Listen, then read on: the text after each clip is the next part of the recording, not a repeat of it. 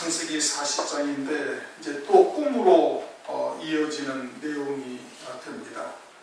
그리고 이제 그 꿈이 이제 요셉으로 하여금 또 새로운 계기가 마련되는 그러한 장이고, 이제 결국은 그것을 통해서 이제 하나님의 뜻을 이제 이루어 가시게 되죠. 1절을 보니까 그 후에 애굽 왕 술 맡은 자와 떡 굽는 자가 그 주 애굽 왕에게 범죄한지라. 바로가 그 두 관원장과 술 맡은 관원장과 떡 굽는 관원장에게 노하여 그들을 시위대장의 집안에 있는 옥에 가더니 곧 요셉에 갇힌 곳이라. 떡 맡은 관원장과 술 맡은 관원장이 애굽 왕에게 죄를 지었다. 무슨 죄를 지었는지 성경에 나오질 않아요. 그렇죠? 무슨 죄를 지어서 시위대장이 옥에 갇히게 되었는지는 나오지를 않는다는 것이 뭘 의미하는가? 그들이 무엇을 죄를 지었는지 하나님에게는 별로 관심의 대상이 아니다 이겁니다. 누가 관심의 대상이에요? 요셉이 관심의 대상인 거예요. 요셉을 하나님께서 아주 불꽃 같은 눈동자로 지켜보고 계시는 것이죠. 그 밖에는 별로 하나님께서 주시하지 아니하신다 이겁니다. 신명기 11장 10절, 11절, 12절을 보면은 애굽 땅은 발로 물대기처럼 그렇게 물대기가 쉬운 땅이고, 너희가 들어가서 얻으려 하는 땅은 산과 골짜기가 있어서 참으로 하늘에서 비가 내리지 아니하면 하나님의 은혜가 없이는 살 수 없는 그와 같은 땅이다. 그러나 하나님께서는 항상 여호와의 눈은 그 땅만 바라보고 있다. 그 위에 있다는 거예요. 어디 위에? 가나안 땅 위에만 하나님께서 바라보고 계신다. 그래서 애굽 땅에서 60만 명이 넘는 이스라엘 백성들이 나왔지만은 그 60만 3,500명인가요? 그 가운데 딱 2명만 하나님께서 그들을 계속 추시하고 있는 거예요. 나머지는 광야에서 다 쓰러져서 멸망하고 끝나버리는 거예요. 그들은 하나님의 관심의 대상이 되지를 못하는 거예요. 누구만 그러는 거예요? 가나안 땅에 수망을 두고 있는 여호수아와 갈렙. 가나안 땅에 들어갈 자들을 위해서 주님께서는 모든 것을 섭리하시고, 그들이 하나님의 주 관심 대상이고 그들을 위해서 섭리하시고 그들을 위해서 일을 하고 계시는 거예요. 역사를 하고 계시는 거예요. 이제 그러면 혹시 이제 조금 의문을 가질 수도 있죠. 그런데 왜 맨날 요 모양 요 꼴이야? 요셉도 그러잖아요. 그렇죠? 요셉도 그런 거예요. 하나님께서 꿈을 주셨어요. 하나님의 뜻을, 그를 통해서 어마어마한 뜻을 이루실 이스라엘 백성들의 구원의 큰 이정표를 만들 그와 같은 요셉으로 하나님께서 세우신 거예요. 계시를 주시고, 그리고서는 그를 갖다가 이끌어 가시는데, 그런데 어떻게? 이 광야길과 같은 연단의 길, 어려움의 길, 험악한 길로 요셉을 인도하시는 거예요. 그래가지고서는 거기서도 믿음을 지키고 신앙의 정절을 지키며 이 보디발의 아내와 그와 같은 관계를 갖다 갖지 아니하고 신앙의 정절을 지키고 하나님께 득죄하지 아니했는데 또 어떻게 감옥에 갇히는 거예요. 점점 더 상황은 악화되는 거예요. 하나님의 말씀을 쫓아 믿음으로 따라가고 있는데도 그럼에도 불구하고 그런 것이. 그러나 하나님께서는 누구를 보고 계시고? 요셉만 딱 쳐다보고 계시는 거예요. 마지막 때가 노아의 때와 같다고 하셨잖아요. 노아의 때와 같다. 사람들은 다 먹고 마시고 시집가고 장가가고 있어서 그러한 말씀을 먹고 있어서 노아의 홍수가 임해가지고 세상을 심판하시는 때가 되었음에도 깨닫지 못하는 거예요.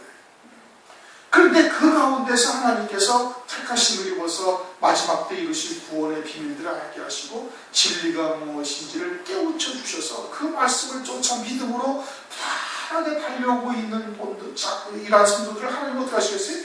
그들 위에 하나님의 눈은 항상 그 위에 있는 거예요. 그 위에 있는, 그걸 믿으셔야 되는 거예요. 세상에서도 책을 많이 읽으라고 그럽니다. 그렇죠? 왜 책을 읽으라고 그래요? 책을 통해서 사람들이 일생을 살아보고 많은 경험들을 해본 사람들의 경험을 간접적으로 얻고, 그리고 또다시 반복되는 실수를 하지 아니하고 참 인생을 뜻있게 또는 포부를 두고 살게 하기 위해서 책을 읽으라고 그러는 거예요. 그래서 많은 간접 경험들을 해서 그것을 자기 것으로 만들어서 실수하지 아니하는 인생들을 살게 하기 위해서 책을 읽으라고 해요. 성경을 왜 기록을 해놓으셨어요? 똑같은 거예요. 믿음의 선진들로 하여금 그 걸어갔던 발자취를 그대로 우리에게 알게 하셔서, 보게 하셔서 무엇이 생명의 길이고 무엇이 사망의 길인지를 우리에게 알게 하시는 거예요. 그리고 그 생명의 길에 가는 자들로서 우리를 세워주시기 위해서 성경을 기록해 보십니다. 하나도 가감 없이 이스라엘 백성들의 걸어갔던 그 칠퍽거렸던 발자취도 그대로 놔두셔서 우리로 하여금 또다시 그들처럼 멸망하지 아니하도록 우리에게 알게 하시는 것이거든요. 그렇게 성경에서 누누이 강조하시는 하나님의 뜻을 우리가 믿어야 되는 거예요. 뭘 보고 계신다고요? 가나안 땅에 소망을 두고 가나안 땅을 위하여 살아가고 걸어가고 있는 그들 위에 항상 여호와의 눈은 항상 그 위에 있다. 이걸 믿으셔야 되는 거예요. 오늘날 우리들을 하나님께서 그와 같이 불꽃 같은 눈으로 지켜보고 계시고 우리들을 위해서 역사하시고 우리들을 위해서 섭리하시는 것이지 그 밖의 사람들이 뭐 죄를 지었든지 어떻게 됐든지 그거에는 하나님이 별 관심이 없으신 거예요. 그것을 믿으셔야 그 믿음이 우리에게 힘이 되고 그 믿음으로 이겨나갈 수가 있는 겁니다. 술 맡은 관원장, 떡 맡은 관원장이 뭔 죄를 지었는지 성경에 기록도 하지 않으셨어요. 그러나 요셉에게는 하나님께서 낱낱이 보고 계시고 아주 항상 그 위에 눈을 두신 눈동자를 두시고서 그를 갖다가 지켜보시고 그를 위하여 섭리하시고 그를 위하여 역사하시고 있다는 사실을 우리가 기억하고 그럼 오늘날 우리들도 그와 같은 하나님의 은혜를 입고 있는 존재라는 것을 믿어야 되는 겁니다. 그러면서 12대장이 3절 집안에 있는 오리가 요셉에 갇힌 곳이다. 갇혀도 왜 하필이면 요셉이 있는 곳에 갇혀? 그러니까 하나님께서 역사를 하시는 거예요. 이것을 통해서 장차 이 떡 맡은 관원장, 술 맡은 관원장이라는 것은 왕의 식음료를 직접 관장하는 자죠. 그렇죠? 아주 믿을만한 사람이 아니면 그 자리에 두진 않습니다. 뭐 당시에 암살도 하고 여러 가지 위험도 있고 그러니까 먹는 것, 마시는 것은 아주 절대 신뢰하는 자들을 두는 거예요. 그러니까 장차 나중에 바로에게 아주 그냥 직결될 수 있는 그와 같은 자를 하나님께서 그들을 요셉이 있는 감옥으로 보내시는 겁니다. 하나님의 역사죠. 우리들에게도 하나님께서 그렇게 역사를 하고 계시는 것임을 우리가 믿어야 되는 겁니다. 4절 12대장이 요셉으로 그들에게 수종하게 하며 요셉이 그들을 섬겼더라 그들이 갇힌 지 수일이라. 죄 없이 감옥에 갇힌 것도 억울한데 거기 가서까지도 종살이를 하라고 합니다. 요즘 속된 말로 하면 그런 겁니다. 수종을 들으면 12대장이 또 특별히 명해가지고 자기의 주인이었던 보디발이 또 특별히 명해가지고 뭐 그들과 친분 관계가 있든지 아니면 그들이 왕이 아주 신뢰를 받고 있었던 자들이니까 혹시 또 몰라서 그들에게 잘 보이려고 그랬든지 어쨌든 요셉은 하여금 시종을 또 들게 하는 거예요. 가서까지 종살이를 하게 하고 있는 겁니다. 내 신세가 왜 이 모양이냐 한탄하지 않는 거예요. 뭘 어떻게 바라보는 거예요? 그 모든 것을 하나님의 주권, 하나님의 섭리로 보는 겁니다. 무엇을 위해서? 내게 주셨던 그 꿈을 이루시기 위해서, 하나님의 뜻을 이루시기 위해서 모든 것을 하나님께서 주밀하게 섭리하고 있음을 요셉이 확신하고 있는 거예요. 그것으로 인해서 하나님이 함께 하신다고 말씀을 하고 있는 것이고 그것으로 인해서 요셉이 엄사에 형통하였다라고 말씀을 하고 있는 겁니다. 그래서 오늘날 우리들에게도 똑같이 적용되고 있는 말씀이에요. 비록 육체적으로 좀 더 고통스럽고 또는 환경적으로 봤을 때 빛은 점점 어두워져 가서 보이지 아니하는 그런 환경이 된다 할지라도 전능하신 하나님께서 주밀하게 섭리하시고 역사하시고 있다는 것을 우리가 믿어야 되는 겁니다. 5절 옥에 갇힌 애굽 왕의 술 맡은 자와 떡 굽는 자 두 사람이 하룻밤에 꿈을 꾸니 각기 목조가 다르더라. 아침에 요셉이 들어가 보니 그들에게 근심의 빛이 있는지라. 그러고 들어와가지고 며칠이 지났는데 꿈을 꾼 거예요. 둘 다 똑같이 꿈을 꾼 거예요. 당시에는 꿈이지만 오늘날 우리들에게는 하나님의 계시예요. 다시 말하면 말씀이에요. 그런데 그 술 맡은 자와 떡 맡은 자들이 그 꿈이 무엇인지를 알지 못해가지고 아주 그냥 근심이 얼굴에 그냥 요셉이 딱 봤을 때 나타날 정도로 탁 나타난 거예요.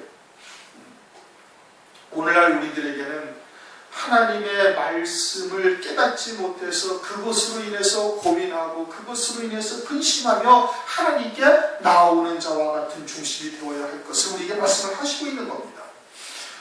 하나님께서는 오늘날 우리들에게 무엇으로 말씀하시나요? 성경으로 말씀하시는 거예요. 이것이 하나님의 말씀이고 하나님의 뜻이지 않습니까? 우리에게 주신 하나님의 말씀인데 그 뜻이 무엇인지를 아무리 봐도 모르고 그냥 검은 것이요 하나님 건 여백이요 라고만 생각을 하고 있다면 그렇게밖에 보이지 않는다면 그걸 하나님 앞에 아주 그냥 금식하면서 하나님께 부르짖어 기도하고 하고 그것으로 인해서 근심의 빛이 얼굴에 막 아주 그냥 남들이 봐도 딱 봐도 근심의 빛이 딱 알아차릴 수 있도록 나타나야 되는 거예요. 그 하나님의 백성은 당연한 것이죠. 그런데 오늘날 대부분 그리스도인들은 전혀 하나님의 말씀이 무엇을 의미하는지를 알려고 하지도 아니하고 모른다 할지라도 전혀 근심하지 않습니다. 전혀 근심하지 않아요. 왜 그래? 죽은 자이기 때문에 그런 겁니다. 산 자라면은 하나님께서 내게 주신 말씀이 나를 향하신 하나님의 뜻이 무엇인지 그것을 알고자 부지런히 기도하고 그것을 위해서 하나님께 막 금식하며 매달리고 그것을 위해서 처리하며 기도할 것이 당연하죠. 하나님의 백성이요 하나님의 속한 자요 그리고 참 영생을 바라보며 하나님께서 내게 주신 하나님의 말씀이라고 생각을 한다면 당연한 거 아니겠습니까? 그런데 대부분 별로 근심하지 않아요. 그리고서는 상식적 수준의 하나님을 아는 것으로 아주 만족을 하며 살아가는 겁니다. 무감각한 거예요. 그 죽은 자인 겁니다. 그 영이 죽은 자이기 때문에 전혀 감각이 없는 거예요. 그 죽은 자는 뭐 찔러봐야 뭐 반응이 있습니까? 없죠. 감각이 없는 거예요. 사도행전 17장을 보면 그 베레아 사람들이 나오죠. 베레아 사람들은 데살로니가 사람들보다 더 신사적이어서 과연 하나님의 말씀이 그러한가 하여 날마다 하나님의 말씀을 상고하더라. 그리고 여러분들도 하나님의 말씀을 듣고 나면 과연 하나님의 말씀이 그러한지 다시 한번 들여다보고 또 들여다보고 또 다른 성경도 또 찾아보면서 그렇게 하나님의 말씀이 과연 그러한지 그 말씀이 내게 주시는 하나님의 말씀으로 받을 수 있는 자가 되어야 되는 거예요. 그것이 아니면 근심해야죠. 왜? 나를 향하신 하나님의 뜻을 잘 깨닫지 못하니까 이들처럼 몽조가 있는데 이게 뭔 꿈인지 알지 못해가지고 근심하는 이들처럼 그렇게 되어야 된다니까요. 그러지 않냐면 지금 많이 타성에 젖어 있는 것이에요. 신앙생활에. 그러니까 하나님의 말씀, 하나님의 뜻을 우리가 깨닫기 위해서 부지런히 기도하고 또 말씀을 듣고 나서 과연 그러한지 그 말씀이 그러한지 하나님의 말씀을 상고하면서 내게 주시는 주님의 음성을 들을 수 있는 자가 되어야 되는 겁니다. 근심한지라 근심빛이 있는지라 7절 요셉이 그 주인의 집에 자기와 함께 갇힌 바로의 관원장에게 묻되 당신들이 오늘 어찌하여 근심빛이 있나이까 그들이 그에게 이르되 우리가 꿈을 꾸었으나 이를 해석할 자가 없도다.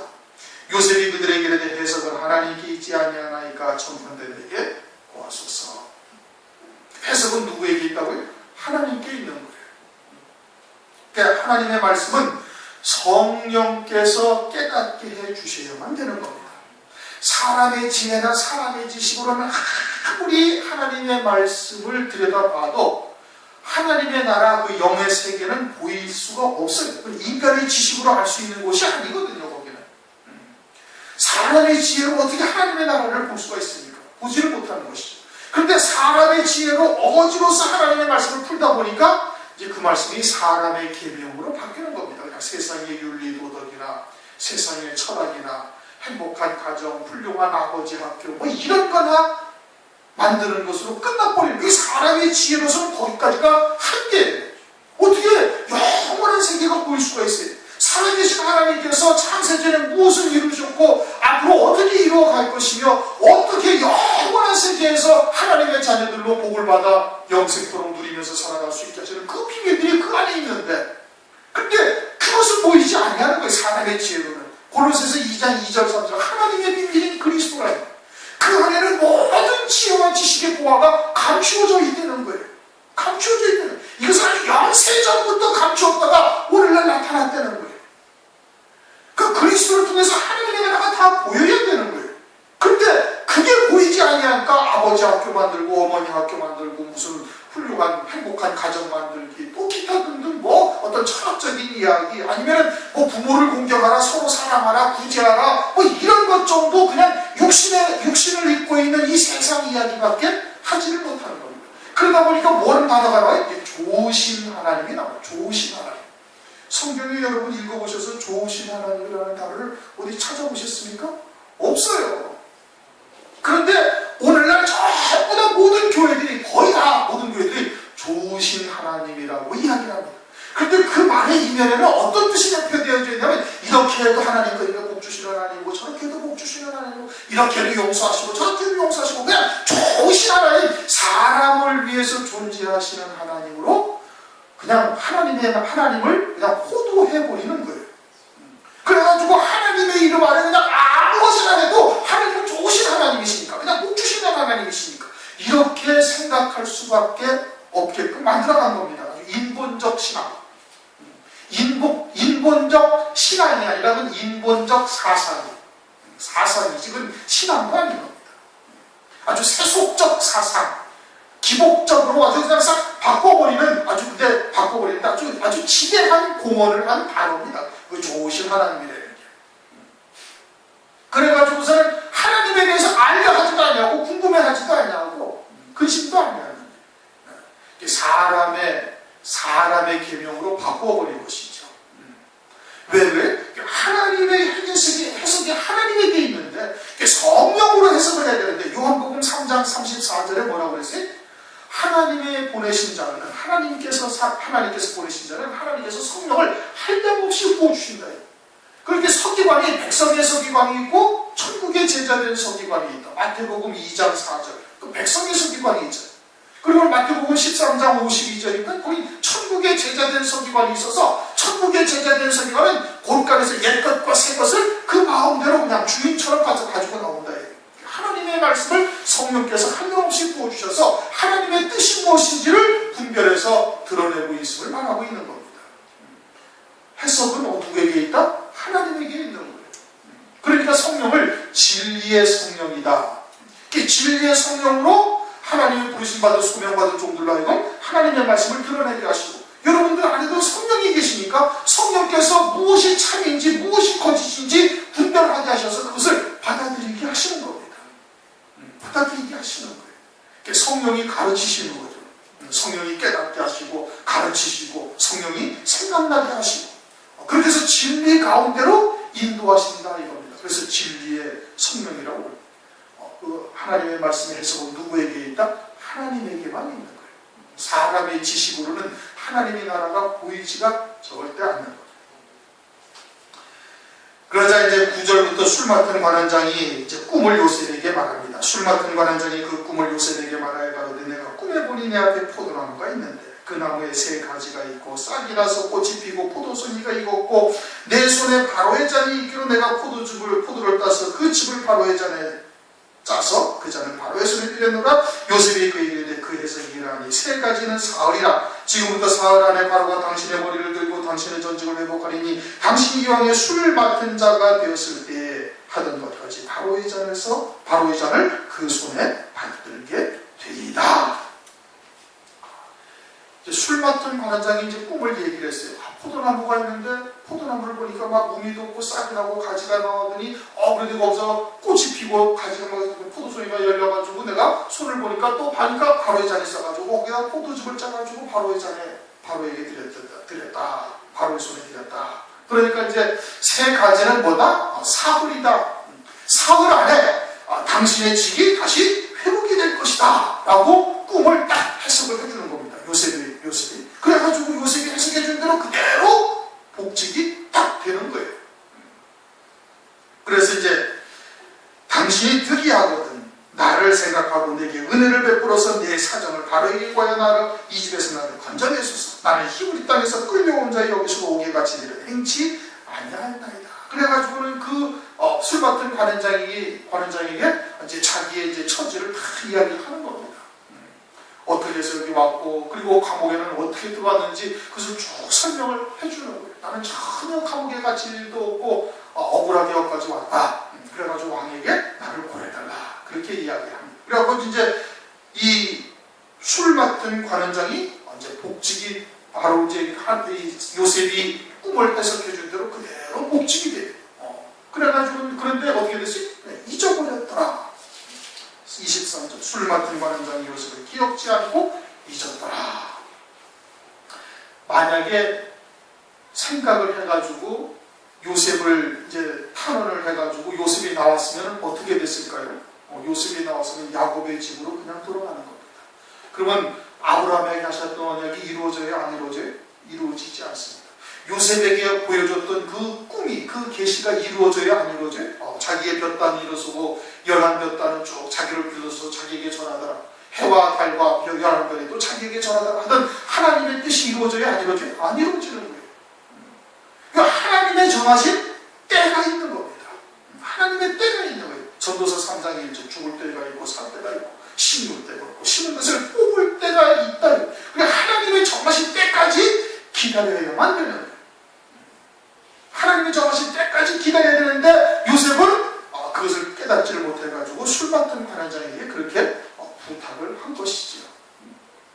그리고 또한 요셉이 이제 이와 같은 꿈을 통해서 우리에게 주시는 뜻은 또 뭐죠? 이제 이 꿈의 표면적인 의미는 요셉이 지금 해석을 한 거예요. 그리고는 그 사람에게 그대로 이루어졌어요. 그런데 요셉이 지금 애굽에 팔려가고 애굽에서 이제 장차 총리가 되고 그리고는 7년 흉년과 7년 풍년을 이렇게 겪게 되어지는 것이 오늘날 우리들에게 뭘 말씀하는 거예요? 요셉이 장자의 복을 받은 자이고 장차 7년 흉년의 기근 동안을 양식을 나눠주며 자기 백성들을 보호하고 살리는 일을 하는 그와 같은 사명을 띠고 있는 것이고 그것은 아모스서에서 뭐라고 말씀하고 있어요? 요셉의 환난을 인하여 근심치 아니하는 자들은 화가 있다 이겁니다. 그래서 그 요셉의 환난이라는 것은 아모스 선지자는 이 요셉이 있던 때보다 1200년, 1300년 가까이 뒤에 있는 사람, 1000년이 더 뒤에 있는 사람. 그 사람이 요셉의 환난이라는 것은 장차 있게 되어질 적그리스도의 환난이고 7년 한 일의 언약, 그 7년 환난을 의미하고 있는 겁니다. 그러니까 요셉이 겪고 있는 일들은 지금 마지막 때 적그리스도의 환난, 7년 대환난과 주님의 재림이 있게 되어질 때를 살고 있는 자들에게 아주 점진적인 계시를 해주고 있는 거예요. 그러니까 포도나무의 꿈을 통해 가지고 우리들에게 말씀하시는 하나님의 뜻이 담겨져 있다 이 뜻인 겁니다. 지금 표면적인 의미는 술 맡은 관원장에게 이루어진 거예요. 성취가 그대로 되죠. 그럼 포도나무라는 것은 뭘 말하는 거예요? 그래서 요한복음 15장에 나는 포도나무에 너희는 가지니 라고 말씀하십니다. 너희가 내 안에 있고 너희가 내 말이 너희 안에 있으면 너희가 내게 붙어 있으면 너희가 큰 열매를 맺을 것이다. 절로 열매를 맺을 것이다. 요한복음 15장에 그렇게 말씀을 하고 있죠. 그 포도나무는 누구를 말하는 거예요? 예수 그리스도를 말하는 거예요. 그런데 포도나무에 가지가 있고 포도나무 가지에서 꽃이 피고 열매가 맺히고 하는 것은 그것은 포도나무와 가지가 완전히 하나가 되어져 있는 상태를 말하는 겁니다.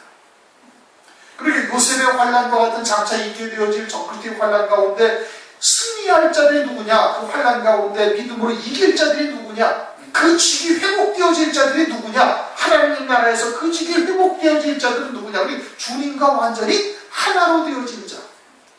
다시 말하면 예수 그리스도의 이름으로 세례를 받고 이제는 새 생명 가운데서 믿음으로 살고 있는 자들을 말하는 겁니다. 그렇게 해서 성령의 열매, 하나님의 의의 열매가 이 땅에서 맺혀지고 있는 자여야 환난 가운데 하나님의 뜻을 깨닫고 그리고 그 직이 회복되어지는, 다시 말하면 주의 재림과 함께 그에게 붙은 자가 되어지는 영광을 누리게 되어질 것을 말씀을 하고 있는 거예요. 세 가지는 또 사흘이라고 말씀하셨죠? 주님이 초림하신 후에 갈릴리 가나의 혼인잔치가 며칠째 되는 날이 있어요? 사흘 되는 날에 있는 거예요. 주님이 초림하시고 하루는 1000년이니 그러니 이틀 지난 오늘날 이제 사흘째 되어지는 날 우리가 살아가고 있는데 그때 주의 재림과 혼인잔치가 있을 것을 갈릴리 가나의 혼인잔치를 통해서 우리에게 계시를 주신 거거든요. 그때 누가 그 자리에 참여할 수 있는 자냐? 포도나무와 가지가 되어져서 그 열매가 맺혀져 있는 자들이 되어질 것을 말씀을 하고 있는 것이다. 이런 뜻인 겁니다. 그 다음에는 16절 떡 굽는 관원장이 그 해석의 기람을 보고 요셉에게 이르되 나도 꿈에 보니 흰떡 세 광주가 내 머리에 있고 그 윗광주는 바로려야 만든 각종 부은 식물인데 새들이 내 머리 광주에서 그것을 먹더라.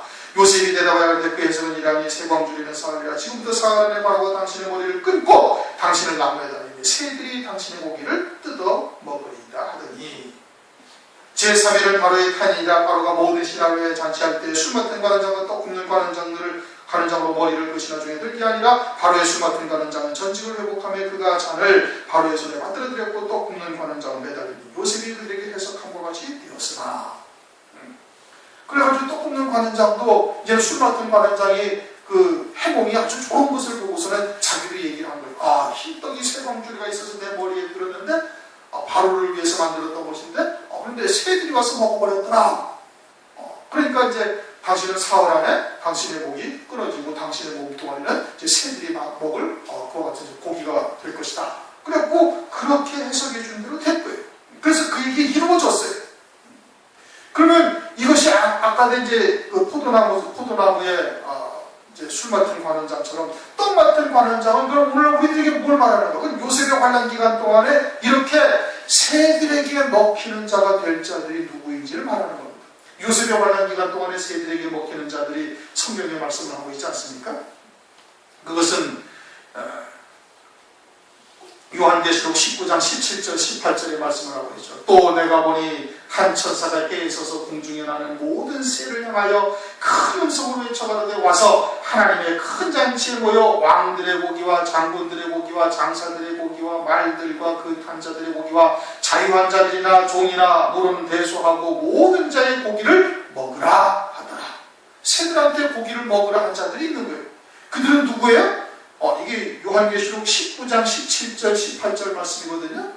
그때는 주님이 재림하시고 주님을 대적하던 자들이 주님에서 입에서 나오는 이한검에 의해서 다 진멸함을 받고 그리고 그 진노의 심판을 받은 자들을 말하는 겁니다. 그들은 누구예요? 음료교회들이죠. 적그리스도나 또는 하나님의 백성이 아닌 자들은 논외의 대상이고 하나님의 백성임에도 불구하고 음료교회가 되어져서 재림하신 주님을 대적하고 신실한 성도들을 죽는 자리에 내어주고 적그리스도를 그리스도처럼 경배하고 심승표를 받은 자들, 그들은 무엇을 위해서 살았던 거예요? 떡을 위해서 살았던 거예요. 먹고 마시고 시집가고 장가가는 것이 신앙의 목적이 되어졌던 거예요. 인본적 신앙 또는 세속적 신앙의 결과가 그와 같이 되어질 것을 말하고 있는 겁니다. 요셉의 환란 기간 동안에 이들은 새들의 고기가 될 자들이에요. 누구? 먹고 마시고 시집가고 장가가는 일로 살다가 홍수가 나서 저희를 다 멸할 때까지 깨닫지 못할 자들의 결말이 그러할 것을 말씀을 해주시고 있는 겁니다. 23절 우리 다 같이 한번 읽어봅시다. 시작. 술 맡은 관원장이 요셉을 기억지 않고 잊었더라. 요셉이 꿈을 해석한 지 이제 3일만 되면은 당신이 바로의 탄일이 이루어졌으니까 이제 가가지고서 이제 이와 같은 이제 일들이 그대로 이루어졌잖아요. 그렇죠? 예, 꿈을 해석해주고 3일째 되는 날 그들이 갔어요. 왕의 감옥에 함께 갔다가 한 사람은 그 직이 회복되어져서 술 맡은 관원장은 다시 복직이 된 거예요. 가장 왕에 가까운 자리에 간 겁니다. 그런데 떡 맡은 관원장은 그냥 죽임당했어요. 그리고 그 고기를 새들이 다 먹도록 그렇게 되어버렸단 말이에요. 그러면 그 소식이 감옥에 들려왔겠어요? 안 들려왔겠어요? 당장에 들려왔죠. 거기 있었던 사람이니까. 술 맡은 관원장 감옥에는 그 자리에 다시 복직이 됐고 떡 맡은 관원장은 네가 해석해준 대로 그는 진짜로 죽임당하고 목 매달려 죽고 새들의 먹이가 되었다. 야, 그건 나 참 대단하다. 그러니까 요셉이 그 소식을 들었어요? 안 들었어요? 들었죠. 그럼 어떻게 하겠어요? 야, 이제 나도 이제 곧 나가겠구나. 내일쯤 될까? 그래가지고 다음날 됐어요. 다음날 됐는데 어떻게 아무런 소식. 오늘은 바빠서 그랬지. 기분이 좋아가지고 여기저기 인사를 해요. 그 다음날 됐어요. 그 다음날 됐다 아무 소식이 또 없는 거예요. 3일째 됐는데 또 아무 소식이 없는 거예요. 막 요셉은 그냥 입이 바짝바짝 마르고 막 속에서 피가 막 나갈 지경일 겁니다. 아니 하나님께서 내게 그렇게 이 땅에 보내셨고 그 꿈을 이루기 위해서 지금 바로의 왕의 술 맡은 관원장에 가서 밤에 직통으로 그냥 직통전을 걸어가지고서는 즉각 나갈 텐데 어찌된 일일까? 그래서 일주일 기다려봐도 안 되고 2주일, 한 달, 2달, 석 달, 6개월 지나도 아무 소식이 없는 거예요. 누가 잊게 하셨어요? 하나님이 잊어버리게 하신 거예요. 왜? 요셉이 그 꿈으로 인하여 애국 땅에 팔려온 게 누구로 인한 거예요? 하나님으로 인하신 역사인 겁니다. 거기다 감옥까지 간 것도 누구로 인한 역사예요? 하나님의 허용하심 안에서 이루어진 역사예요. 하나님께서 보내신 거예요. 나중에 여기 고백하지 않습니까? 당신들이 나를 이곳으로 보낸 것이 아니라 하나님께서 나를 당신들의 앞서 이곳으로 먼저 보내셨나요? 그러니 당신들은 염려하지 마소서. 누가 보내셨어요? 하나님. 그럼 감옥에도 누가 보내셨어요? 하나님. 그럼 감옥에서 나오게 하신 분은 누구시에요? 하나님. 사람이 나오게 하는 게 아니란 말이에요. 근데 요셉은 지금 누구를 의지하고 있어요? 그 술 맡은 관원장을 의지하고 있는 거예요. 그놈한테 내가 그렇게 해석을 해줬으니까 복직되면 나를 반드시 끌어내준다고 했으니까 해야지 하고 그 사람만 의지하고 있는 거예요. 주권자는 누구인데? 하나님이신데. 나오게 하실 분이 누구신데? 하나님이신데. 근데 하나님을 의지하지 않냐고 그 술 맡은 관원장을 의지하는 사람을 의지하는 그것마저 하나님께서 다 뽑아버리고